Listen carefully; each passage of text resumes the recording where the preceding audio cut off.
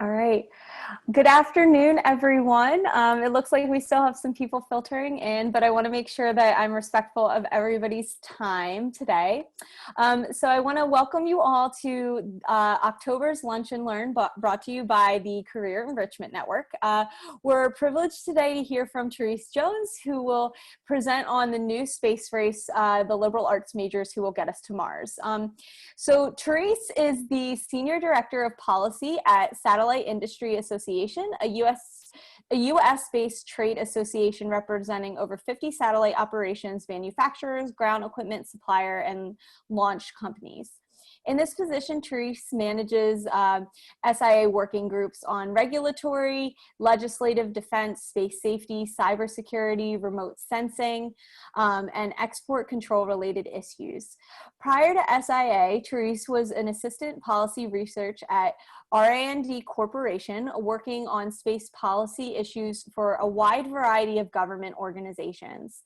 Therese is a PhD candidate in the policy analysis at Pardee Ring Graduate School. Therese received a master's in astrophysics at UC Berkeley and a bachelor's degrees in astronomy and astrophysics, physics, German, and international studies from Penn State. So I would like to give a warm welcome to Therese. And with that, Therese, I'll let you share your screen and take it away. Thanks so much, everyone, for having me. I would certainly rather be in State College right now. I'm in DC, which is where I am based. And let me see if I can start the slideshow. Hopefully that worked. My computer's thinking. But while we get started, I wanted to give you a little bit about my career path and then talk to you about space careers. So as mentioned, I was sort of split between science and liberal arts at Penn State, German and international studies on the liberal arts side, astronomy, physics on the technical side. But the reason I'm giving this presentation is when I was an undergrad, I had no idea that there were jobs outside of science and engineering in the space industry. So what happened was I applied to astronomy grad schools, pretty much for astronomy, do a PhD. And then I was about halfway through and I realized no one was getting astronomy jobs. Normally in astronomy, you have to do 2 3-year postdocs after your PhD. And people, even from the top institutions, weren't getting faculty jobs, which was more or less the only path still in astronomy. And I had found out a little bit about science policy, which sounded really appealing to me, but I happened to take this online career personality test. Science policy came up as my top thing, and it had information about science policy PhD programs. So I looked into that and ended up applying that year, which is how I ended up at RAND. It's a nonpartisan think tank, although they don't like the term think tank anymore, that started out right after World War II because General MacArthur thought there were too many brilliant minds going back into academia and wanted people to work on hard Air Force problems. But since then, they've diversified and work in all realms of policy, from education policy, health policy, lots of science and technology policy. So switched into their PhD program. And focused mostly on space policy. My work there was a bit more on the technical side, but they bring in people from all disciplines. So they have a bunch of psychologists and sociologists and even historians on staff in addition to technical people. And that was cool because we got to work in really multidisciplinary project teams on projects for government stakeholders. And it was a bit different than a normal grad program in that I got paid to work on these projects like any other brand researcher versus having one permanent advisor. It was pretty cool. Like this was on a cybersecurity project, but I got to brief the former Secretary of Homeland Security at one point as a grad student. So that's not a typical grad opportunity. And if anyone's interested in that program or science policy PhDs or master's programs as well, please feel free to reach out to me. My email's on this slide. And then as I was sort of going into my last year of the program, I was sort of selectively applying for jobs, and this one at the Satellite Industry Association popped up, and it was actually a really good fit for me. In this role, I work with about 50 different companies across the space industry. So some big ones like Boeing and Lockheed Martin, SpaceX, a variety of companies Jeff Bezos owns at this point. He's got a rocket company, and then Amazon is starting to launch satellites, and Amazon Web Services as well, and to some smaller companies. And I'm sort of the industry liaison to the federal government. So anytime the government proposes new regulations that are related to space, we respond to those and talk about how it'll impact the industry.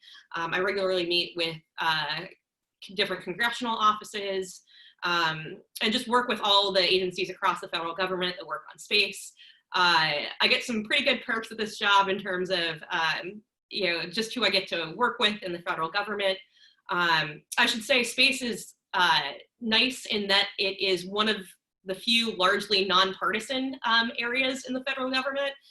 There are a handful of hot issues like Space Force, which I can talk about in the Q&A if anyone's interested, but otherwise pretty nonpartisan. And it's at the level where I actually, was at a very small lunch with the Secretary of Commerce last year. And so that's the sort of exposure that I've been getting in this job.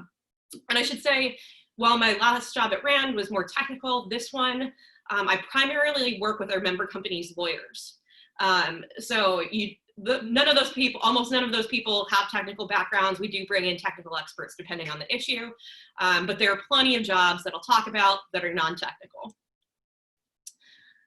So just to give you a little bit of a breakdown of what the space economy looks like and what jobs exist out there. Major components of the space economy launch. For a while, it was only governments that were really, investing in launch vehicles. In the US, that was ULA, which is a conglomeration between Boeing and Lockheed Martin. Most of you have probably heard of SpaceX. So that really brought in a rush of new commercial actors looking to get into launch. As I mentioned, Jeff Bezos has a company, Blue Origin, that's also building rockets. And then Richard Branson has a company called Virgin Galactic, which started out looking to launch paying passengers to space, which is part of the space tourism component, but also wants to launch satellites and other vehicles. And then we've got companies that are trying to build smaller rockets so that it's easier to launch small satellites into space. Normally, small satellites have to wait for a big satellite to launch and just hitch a ride with a big satellite. So they don't really have a lot of flexibility. So that's one market that's growing quite a bit. Manufacturing and robotics, not just manufacturing and robotics for NASA, but for also commercial space companies. Satellite communications is something that's growing quite a lot. Right now, we've got, as of the end of last year, I think we had about 2,600 active satellites on orbit. And in the next 10 years, there are plans for 107,000, which is quite a large increase. No guarantee all of those will be launched, but that shows how much investment is going into the satellite communications business. And it's primarily, there's satellite TV, which I'm sure you all know about, satellite radio, so Sirius XM, but satellite broadband is where this real push is. And pretty much all of those satellites are trying to provide broadband access across the entire planet. So SpaceX has invested in this. They have their own, it's called constellation of satellites that's launching. Amazon does as well. And there are a bunch of other companies working on this too. So that's an area that's growing quite a bit. There's position navigation and timing. So that's GPS is one of those satellite constellations. There's some other countries that have launched them too. That's more of a government service. And, from a commercial perspective, it's more of the downstream applications that people are building based off of those signals. It's not just, navigation. It's used for things like precision agriculture, which tells farmers very precisely where to seed their fields and saves them a lot of money. So that's just one downstream application. The timing application of GPS is used for things like trading on Wall Street too. So that's been a really big part of the economy. Remote sensing is another one. So we used to mostly have government working on remote sensing and having all these, spy satellites. And we obviously use them for weather as well. But there are a number of commercial actors getting into the remote sensing business now that we've realized how many downstream applications there are. So it's everything from counting cars in parking lots and helping businesses do analytics that way. There are a lot of agricultural applications and figuring out, what the optimal time to fertilize your crops is. They're used in, managing water resources. So that's an area that's exploding as well. Emerging components of the space economy, I already mentioned space tourism. So there are companies that are planning on launching paying passengers to space for about $250,000.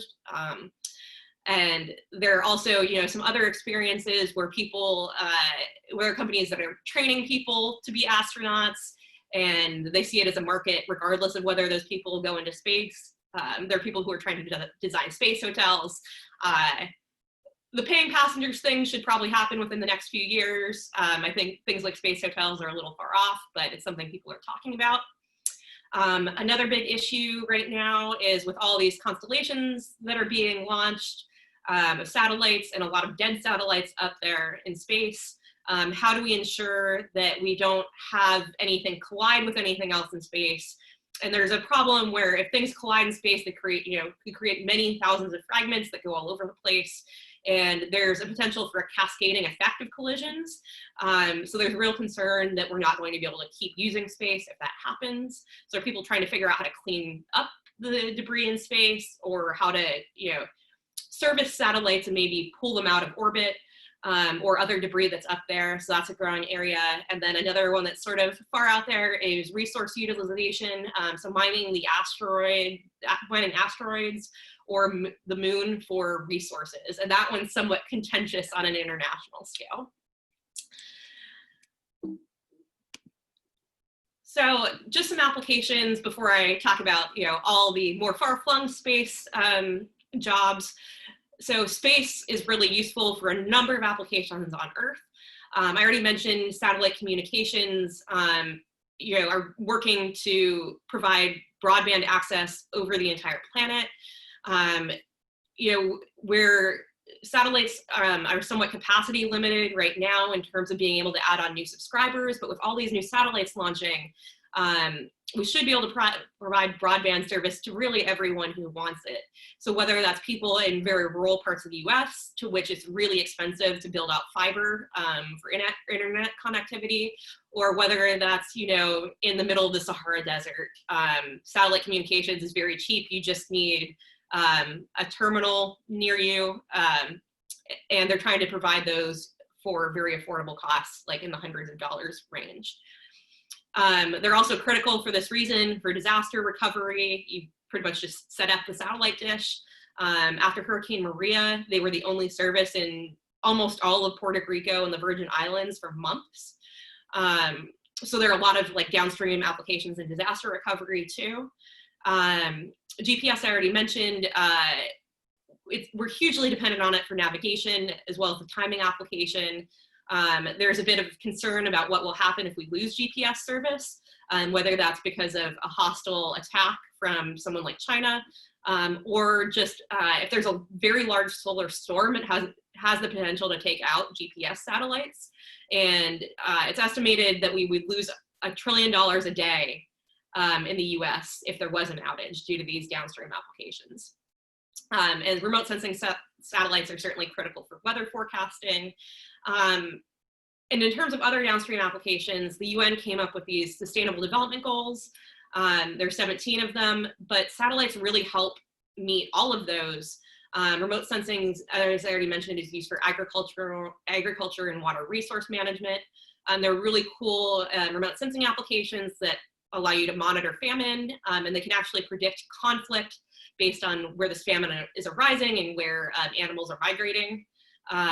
They've been used in mapping villages during the Ebola epidemic and figuring out how to plan emergency response. So areas where you can't get to, they're very useful for monitoring. They've been used in COVID-19 hotspot mapping, so not just monitoring people, but they were also used in getting intelligence in Wuhan and seeing what sort of commercial activity was taking place in Wuhan, since we didn't think China was being incredibly transparent about COVID-19 in Wuhan. They've been used to measure the distribution of poverty by looking at roofs or looking at light distribution. They're also used in treaty verification. I think it was a year and a half ago, there was a company that just happened to catch an image of a North Korea missile launch. And that's something that was pretty cool because it was a commercial company. And normally, we would only have very classified satellites with these images, and you can't bring a classified image to like the UN to say North Korea has done something. So we just sort of had to tell countries, trust us, we know this happened before. But now with commercial actors catching things like that, it's opened up this whole new realm of diplomacy where we can provide commercial data to the UN or other entities that we're working with to prove things like this happened. So why did I talk about going to Mars? Quick overview of NASA's plans. NASA is aiming to go back to the moon by 2024. It's a rather ambitious timeline, and the date may be somewhat political. But going to the moon is actually a pretty reasonable plan if we want to go to Mars. The plan is to assemble it's been renamed since this slide. It's the Lunar Orbital Platform Gateway space station around the moon, and send astronauts in multiple phases to that space station and assemble a rocket in 4 phases, and then use that to get to Mars. So how do we get to Mars from assembling this rocket? Why are we stopping at the moon? It's because of Earth's gravity. It's really expensive to launch a rocket from Earth to Mars, and we don't even have that technology right now. But the moon has much less gravity. So if we can assemble this rocket in 4 phases and launch it from the moon, we actually need much less fuel than we would from Earth. How do we get that fuel? It's by mining the south pole of the moon, which is composed of water ice. So we hydrolyze the water ice to split it into hydrogen and oxygen, and fuel the rocket there. We know that we can do this hydrolysis. We don't have any ability to scale it up right now, which is going to be one of the major barriers in getting to Mars by the early 2030s, which is what NASA is aiming for now. But there's a lot of international cooperation in talking about the moon and further exploration. There's also some talk of the moon and military advantages and concern about China on the moon. So it's an interesting, atmosphere for space exploration at this point. Okay, so where do you come in terms of non-technical space jobs? So I'm in space policy. There are a decent number of space law and policy positions. So there are a ton of commercial companies right now, and the industry is really expanding. There are people who are in-house lawyers on regulatory issues. So they often, not only provide advice to their company, but then make recommendations to the different entities in the US that regulate different issues in space on what those laws should be. Anytime there are new laws proposed, there's an opportunity for actually public feedback, but it's mostly given by these companies, or on legislative issues. So talking to people on the Hill about how new legislation impacts their companies, or just what the technologies their companies offer are. Export control is another big issue under space law and policy, because a lot of space-related technology is controlled because it's dual use. It could be used for weapons technologies. So that's its own real subfield, and pretty much all space companies need export control officers. So that's one domain in space law and policy. But there are also a wide variety of space law and policy jobs. There are some that are more international law related. Like I have a friend in the State Department who negotiates space treaties with other countries, and regularly talks at UN level about things like asteroid mining. So that's a super cool job.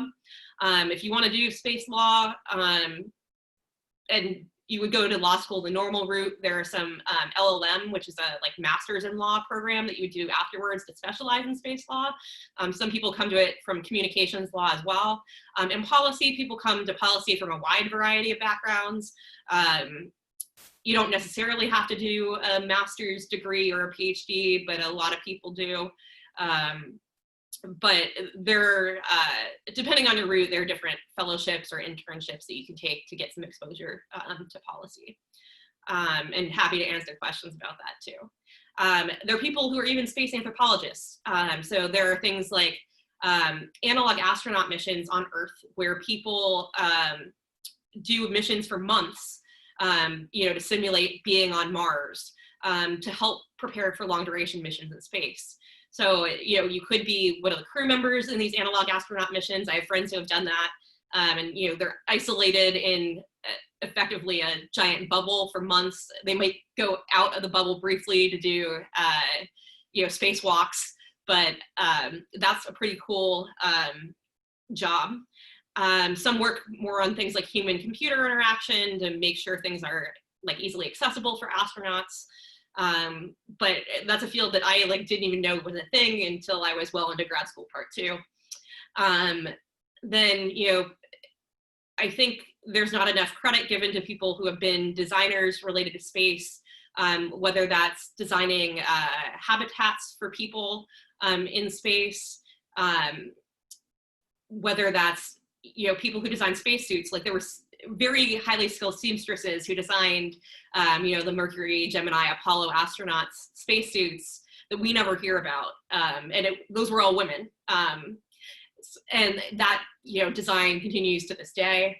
Or people who specifically work on materials, whether that's spacesuit design or just things like there's a telescope that's about to launch next year that is a foldable design, and because it's too big to fit on a rocket right now, so they figured out how to fold it up and then unfold it. It's the James Webb Space Telescope. But just doing that sort of materials design is a pretty cool job. And I even had a colleague who, her degree, I think, was from Rhode Island School of Design, and she worked at NASA's Jet Propulsion Laboratory, and she helped scientists and engineers with very early stage design of missions. And it was her job to sort of help further the big picture concepts and ask really probing questions about some of the details of these projects. So I was in a mission design program that was a competition, and work with JPL a little bit on that. But it was interesting to me, I was brought in as their policy person, but sort of had this systems engineering job where, it became very obvious to me that the scientists and engineers were too in-depth, and we're missing really big picture details. And it's actually very helpful to have someone who's less technical, look at, these issues and timelines and how are you representing these designs. So she was a wonderful person to work with. For those of you who are in economics, there are a number of space economists. I have a friend who is the chief economist at NASA, and helps them not just explore the economics of historical missions at NASA, but helps them plan future missions. And there are a ton of different space consulting firms. There are angel investing firms that specialize in space. There are obviously business development opportunities if you are a space economist, or if you are an economist, but you don't have to be an economist to go into business development in the space industry. A thing that's missing, again, these scientists and engineers are often think that their solution is amazing, and they don't understand why everyone just doesn't want to buy it. And that's where I think liberal arts majors are very helpful in really connecting people with why the space technology is important to them. For instance, these satellite communications companies that want to connect the entire world to the internet, they just think everyone's going to connect. And for a couple of the companies, they initially talked about, we're going to bring internet connectivity to remote areas in Africa, and that's going to be our primary business. And who picked up their technologies? It was mostly cruise ships and planes. And I think a lot of that is just really not understanding the different stakeholders or, you know, what their needs are, and a lack of good communication on their part. So again, you know, one area where people who can really, you know, connect with the needs of different communities, including on things like remote sensing and talking to, you know, international governments on how remote sensing can help them manage resources and actually save them money, very helpful. And then there are a ton of jobs, you know, in social media these days for all the major space companies, and communications and journalism. You know, they all have their social media and communications people. But it was really cool to me to see when SpaceX launched humans to the International Space Station over the summer, like they had someone from SpaceX's communications team on NASA TV talking about the launch. And, you know, those jobs are growing too. And I could probably, even if you name a random major, give you a job related to the space industry. And this is just a small sample of jobs that are available that are non-technical. Okay, so I've told you about hopefully jobs that you think are cool. Where do you go, and how do you get involved? So there's an organization called Students for the Exploration and Development of Space nationwide. I'm on the board of advisors for that. And it's a really great organization. Unfortunately, there is not yet a Penn State chapter. So if you're interested in starting a chapter, let me know. We help out any student who's interested in starting a chapter. They're a really great organization. You can also join individually, even if there's not a Penn State chapter. You sign up on their website, it's free. And they have a bunch of different project competitions, whether that's designing a satellite, or they do a rocket launch competition. They even had an artwork competition where students could submit artwork that's actually being launched on satellites to space, which is pretty awesome. And they're a really interdisciplinary organization. So there's students from all I mean, there are obviously a lot of science and engineering students involved, but there are students from a wide variety of disciplines in that. Including, like, I had a space anthropology student in that, which was pretty awesome. And there's another organization called the Space Generation Advisory Council. It's an international organization for students and young professionals ages 35 and under. And they actually have a special observer status at the UN. They do have some different working groups working, you know, on all areas of policy, law, some engineering project groups. To the best of my knowledge, I don't think they have design competitions like SEDS does, but they also have a bunch of events in coincidence with different conferences and a bunch of online activities, free to join. All you do is sign up on their website, and in this link down here has a bunch of resources on it, so you don't need to take notes if you click on this link, and I'll put it in the chat too. How else do you get involved? Attend as many space events as possible. There are a ton of online ones right now. I know it's not as exciting as being there in person, but spacepolicyonline.com is a great resource for them. Most of them are free. Even when they're in person, many of them have steep student discounts or are free. And there are a lot in DC, and you're pretty close to DC. So definitely recommend, once things are happening in person again, to try to come down here for them. And if you need funding for travel or lodging, definitely recommend going through UPAC and applying for funding. If you're part of a student organization where you can justify the travel expenses. Or what I did a lot when I was still at Penn State was, if I was presenting at a conference, applied through, it was generally the College of Science for me, based on the presentations I was giving, but was able to get funding to go to a ton of conferences that way.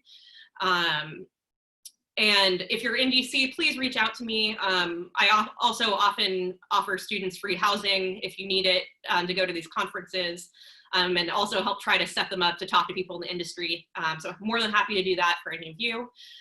Space community in general is really friendly. People are in the community because they love it. And they're generally really eager to share their experience with you. At these conferences, it's really the best way to meet people and get a job, is just talking to people at these conferences. The connections really often the key. policy grad program was based in LA, but I actually moved to DC halfway through it. We had an office in DC, and I didn't really know anyone in the DC space policy community. I just figured it was easier for me to find a job here than staying in LA, although there are space companies out in LA, more policy focused jobs in DC though. But I just kept going to events, and eventually I just went to so many that it started getting to the point where people were like, let us know when you're on the job market and we'll try to find something for you. Even though I'd never worked with them directly and they didn't know, my exact skill set, it was just being there and them getting to know me. Now that we're virtual, definitely recommend reaching out to people for informational interviews. So, if you go to one of these online events, feel free to reach out to people afterwards and see if they have half an hour to talk to you on the phone or by video. And also reach out to people through LinkedIn. Especially, it's helpful if you have a mutual connection, introduce you. And you should be sure to be prompt in, corresponding with these people. A lot of them are busy. I've had a number of students be late to our meeting or just miss the meeting entirely, which it looks really bad. Because while I may not have a job for you immediately, the industry is really small and people talk. So be very professional in those and always follow up with a thank you email.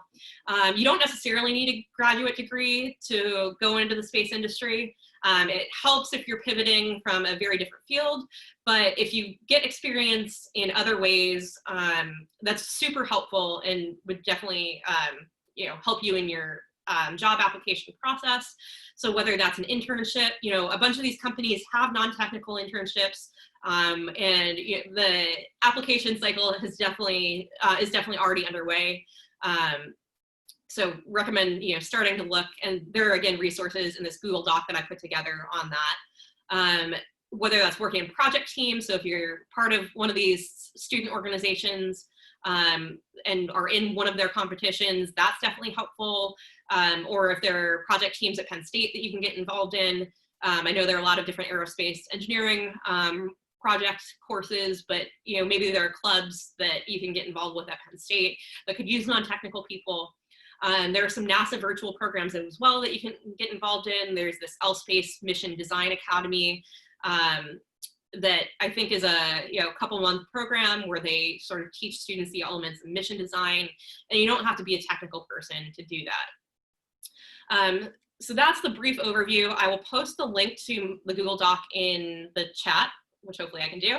And feel free to reach out to me with questions as well, or if you want to talk more individually about careers.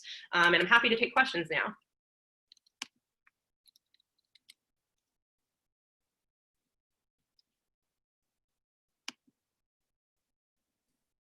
It looks like we have one student with their hand raised. I'm going to allow them to talk. Okay, great.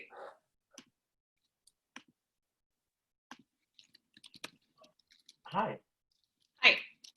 Can you hear me? Yes. Hi. So recently, the judiciary branch and the executive branch of the U.S. government launched the China Initiative, which is a bit discombobulating time to be a Chinese student, having the rhetoric from the White House thrown around saying all Chinese students are espionage. And I'm really interested in the space industry, and I want to become a medical doctor and eventually go to space as an astronaut, whether working for NASA or working for one of these companies.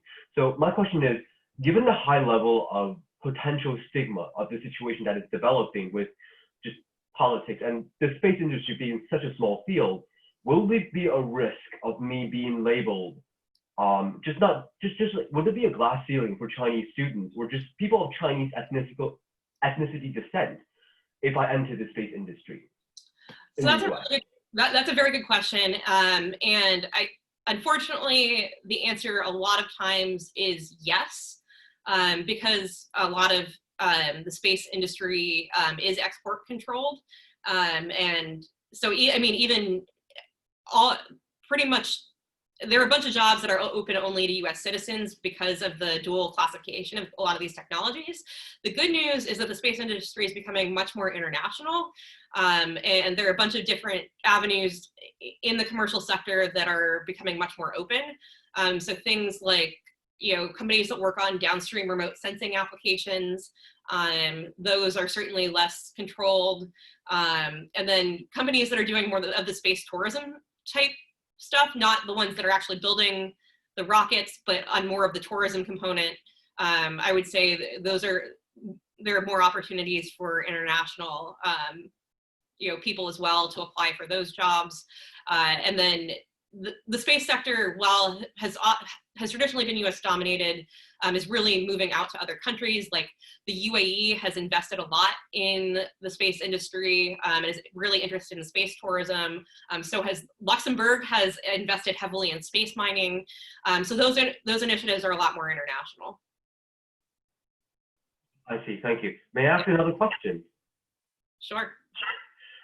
Because I hold an American passport, and not to bring race into the conversation, but do you see a lot of Asian Americans, specifically Chinese American, in the space industry, no matter what that field is developing, whether it's tourism, or the technical side, or the non-technical side? Yeah, there are quite a lot. I would say that, the issue in a lot of companies is that, so there are certainly jobs that don't require security clearances in the space industry, particularly non-technical ones. So you would be fine on that front. But in terms of ties to China, that can sometimes be a problem for jobs that have very high level security clearances. But I would say there's still quite a few jobs that don't require that. And that's a decision of the US government, not of your employer. So I can't predict how things like that would turn out. But I would say the very highest level of security clearance might be hard to get with strong ties to China. I see, thank you. Yeah.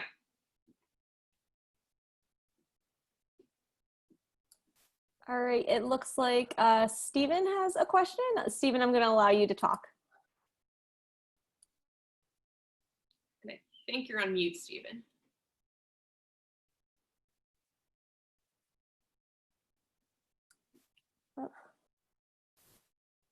If not, then we can go to Ashley first. And I'll allow her to talk. Can you hear me okay? Yeah. Hi, my name is Ashley. I'm a senior psychology student, and I know, talking about liberal arts, I did see space anthropology, but I did want to know, what opportunities, if there are, for anyone with a psychology background. Oh, there definitely are. NASA has an entire psychology arm, especially with long duration missions. Mm-hmm. They're really concerned about, astronauts' mental health. So that's a big one. I would say there are probably psychology jobs too at a lot of the companies that are interested in getting involved in space tourism. And for these analog astronaut type missions that I mentioned before. Yeah, and I actually had another question because I also have a minor in IST, and I remember reading about the social media and communications, but I didn't see much information about it besides the example of SpaceX. Could you go into the details about their communications? Yeah, pretty much every company has a communications team. Mm-hmm. And we have an entire working group of PR and media people from our companies. So a lot of that is talking about the advantages of space technology, and then, promoting their company's technologies, figuring out what types of people they should be reaching out to, and, again, connecting with stakeholders in different venues, sort of the same type of example that I mentioned of if a company wants to have a number of users of their satellite communication system in Africa, mm-hmm. they need people who can understand, why that's important to the people on the ground. Okay, yeah, thank you. Yep. That's all I have, so I'll just mute. Good questions so far.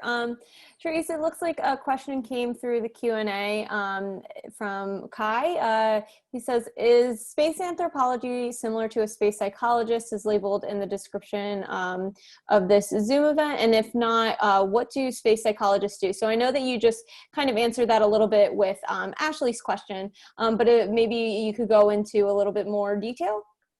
Yeah, I mean, I think some of the roles could be similar in, thinking about mission design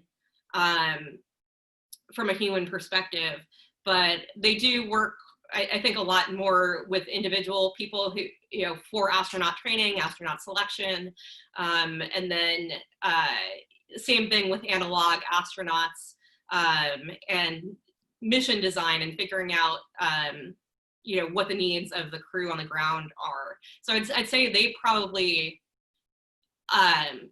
are more interested in what makes for a good astronaut for these long duration missions, and tries to, also try to help design future missions in a way that is more hospitable to humans. Awesome, thank you so much.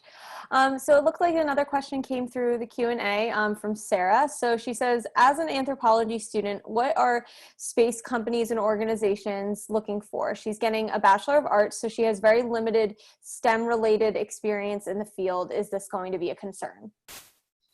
Yeah, so again, I would say try to get involved in one of the organizations that I mentioned or that are in the Google Doc. If you can show that you already have interest in the field, that's really helpful. And it doesn't have to be like any sort of formal coursework, but if you join one of these project teams, which largely operate virtually, that's really helpful. And I think, there are even, I know I have some friends who got started by signing up to be an analog astronaut. So there are different analog astronaut missions, and they don't necessarily screen for any sort of space-related experience. You just have to be willing to, do this remote mission they vary in lengths of time for like a month, a couple months, and you get paid to do it usually. But that's another experience that has helped people get into the industry. Right, it looks like, Stephen, you have your hand raised. I'm gonna allow you to talk. Hi, sorry about that. Can you hear me now? Yep. Okay, great. Thank you so much for taking time to meet with us. I really appreciate it. It's been hugely informative. So as a political science major, I'm really curious and hope to pursue kind of an advanced degree and eventually focus on space law and space policy. Do you have any recommendations for companies that might provide internships specifically geared toward that kind of pathway that may kind of help me get my foot in the door, provide some connections, really become informative experience, just kind of dealing with that type of area of expertise? Yeah, so the Google Doc has a few. So there's this Lloyd Berkner space policy internship, and that's for undergrads, and they do it, I want to say it's summer and fall. That's a really great one. Why am I blanking on it? There are a couple that work with different government agencies. Also, companies do sometimes have policy or government relations interns. There's the Center for Strategic and International Studies does some space policy internships. That's another good one. I'm happy to also, if you want to follow up online, I can give you more places to look for internships. Oh, and I should have mentioned there are a few prize internships whose deadlines are coming up. The Brooke Owens Fellowship is one for undergrad women, and actually they've moved up their deadline, which is pretty soon, and it's pretty much the most prestigious fellowship for female students. And they're about to launch a fellowship that is targeted to underrepresented students. The details should be out, I think, next week. So those should be good ones. I think the Osakowitz Fellowship, while open to both undergrad and grads, is primarily technical. I'm not sure that they've opened it to non-technical students. Although I should mention, there's this UN Office of Outer Space Affairs. They're the UN branch that deals with all space treaties. They have internships in Vienna, however, they're unpaid.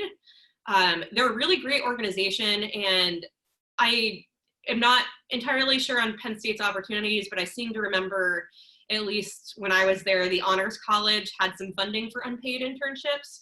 There might be other venues in Penn State where you could still, get a stipend from Penn State to do those internships. And I actually went there not as an intern, but as a visiting student for a few months. And that's a really good way to get exposure. Oh, I even had a list of policy internships in this Google Doc. So hopefully, if you want to take a look at that, and feel free to follow up with me, and I can point you in additional directions.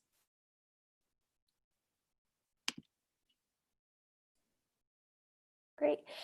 Therese, just to elaborate a little bit on what you just mentioned, is that the Career Enrichment Network, our office in liberal arts, also offers funding for unpaid and paid internship experiences. So if any of you are looking to receive funding to supplement those experiences, feel free to visit our website, and we can definitely chat about that. I'd be happy to do that with you all. And I should say, my office, we're really small. We only have 3 full-time staff, and unfortunately don't have funding for paid interns, but we do take up to 2 unpaid interns per semester doing policy work. So if that's something of interest, please let me know. Therese, I actually have a quick question for you. So I'm just wondering how your liberal arts background in German and international studies helps you in your current position. Good question. I think the writing helps a lot. I do regularly have to draft responses to, different government regulations. I also have to provide presentations to a wide variety of stakeholders. So the communications aspect is really key, like from Congress people. I've had to present to Congress people. I've had to present, on pretty much name any subject related to space, and I've had to give a talk on it somewhere at some point. And it's interesting too, because I have to we require unanimity on any sort of decisions that we make. So getting 50 companies to agree on different policy issues can be tough. And in terms of part of the international studies component is I've also been in international negotiations at the UN level as a commercial industry participant. And so it's been certainly entertaining watching some of these negotiations happen. And on the technical level, we get a lot of cooperation, but you can see political posturing. I was at the first UN conference on space law and policy in Moscow a couple of years ago. And I didn't take a headset for translation because I thought everyone there was going to speak English, which was true. But they opened the conference with the Russian deputy foreign minister going on a rant in Russian about how the US was an aggressor in space. So I wish I'd had the headset to actually hear the translation of it. But they were very much posturing the whole conference to show that the US was a terrible space actor, even though this is supposed to be like a broad cooperative UN meeting on major space policy issues. So things like that are very entertaining. Oh, wow. Yeah. And then also, it's been fun. I've gotten to work with the State Department a lot on engagement with a number of different foreign countries at the national regulatory level. For instance, at a conference a couple of years ago, I had to help organize dialogues on space debris with both an EU delegation and then also a delegation from China. And that was also interesting because I think we're allowed to cooperate a bit more in these dialogues with China as a commercial entity than the State Department is. So we work hand in hand with a lot of government entities at the international level. Great. Oh my gosh. Thank you so much for that insight. I really appreciate it. It looks like we have another question that came through the Q&A. Is there a difference in expectation between paid and unpaid internships in the space industry? I guess when it comes to expectation of like what you do to the day-to-day, but also if one is labeled AKA better than another, unpaid or paid? I don't think one's labeled as better than another. In terms of expectation level, for at least my office, and I think for a lot of the ones that are unpaid, we certainly let you set your schedule and be pretty flexible. If you're at a commercial company, you should definitely be paid. Associations and like really small organizations that do policy are sort of the exception on where you would want an unpaid internship or find an unpaid internship. And I think actually, yeah, NASA had a few unpaid internships, but I think has migrated them to paid at this point. And I think for unpaid internships, companies will like be pretty willing to work with you and see how it best fits within whatever your career goals are. The great part about doing an internship, particularly in DC, is that, I mean, even if it's unpaid, is that there are a ton of events going on all the time, especially over the summer, you know, in non-COVID time. So hopefully next summer we'll see. But it gets you exposure to tons of people in the industry. And so while like we aren't able to hire any of our interns at my organization, since we only have 3 full-time positions, they've generally met people from like 50 different companies or more companies over the course of the summer, and do often have job options by the end of the summer. So if you can get funding somehow to cover your living expenses, do certainly recommend reaching out to companies to see if there's a possibility of an unpaid internship, even if it's not on their website. Great, thank you so much. So Ashley had put something in the chat. She has been interested in space, but didn't know where to start in terms of literature. Can you recommend any books, such as for the everyday person, to expand their general knowledge about space? That is a very good question. I want to say that SEDS had a resource list on their website. I will follow up with you on this and try to get a list of resources. I'd have to look for a good reading list. I don't have one off the top of my head right now. There's so many different aspects of space, but I know someone has put together a pretty comprehensive reading list that could answer that question. Awesome. And Therese, I can share with you the student information if that helps afterwards, and then to follow up.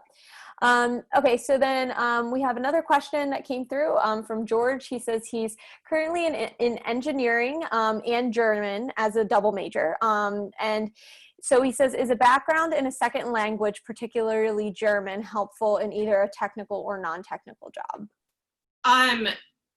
There are a number of space jobs in Germany. So my cousin was an engineering and German major at Penn State. And worked with the German Aerospace Agency for a few summers. I would say, like, I ended up living in Munich when I was still in astronomy for a summer, and Vienna for a semester when I was in grad school. And German then wasn't super necessary because I was at international institutes, but I would say Germany is one of the leaders in space technology. So you may end up there, or you may have job opportunities there as well. Awesome. All right. Does anyone have any other questions before we let Therese go? We have about 5 more minutes before we have to wrap up. Great questions, everyone. I want to encourage you all. They were really well thought out and really good questions.